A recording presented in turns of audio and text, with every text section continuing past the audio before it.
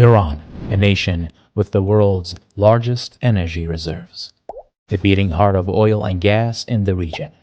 But in 2025, a new front opened. Israeli attacks that targeted not only Iran's economy but its environment. In the early months of 2025, an explosion at a fuel storage facility in southern Iran became one of the year's worst environmental disasters. Reports confirm that 19.5 million liters of fuel were lost in the blast. The explosion was not just an economic blow. It released over 47,000 tons of greenhouse gases into the atmosphere, alongside 579,000 kilograms of toxic pollutants, fine particulates, and hazardous chemicals spreading through the air. That level of pollution equals the annual emissions of an entire small nation. The dense plume of smoke stretched hundreds of kilometers, and air quality indices in nearby cities rose to more than 6 times the WHO's safety limit. But the devastation did not stop there.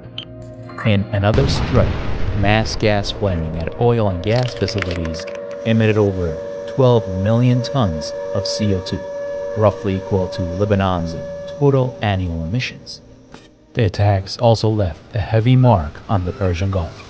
Oil spills contaminated coral reefs and fish spawning grounds, threatening one of the region's most fragile marine ecosystems.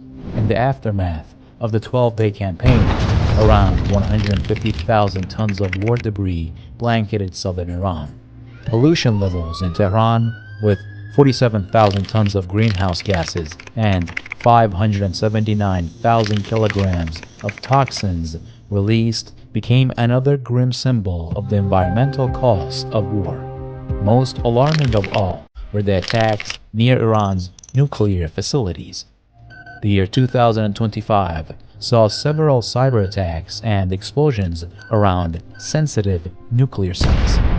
Experts at the International Atomic Energy Agency (IAEA) warned repeatedly that such incidents could trigger a radiological leak with devastating consequences.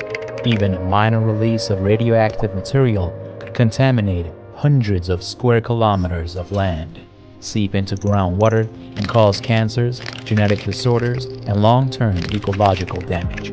The World Health Organization cautioned that even trace levels of radiation in water or soil could endanger future generations. In 2025, Iran's environment was deeply scarred. These disasters must be documented. The world must acknowledge responsibility, and cleanup must begin.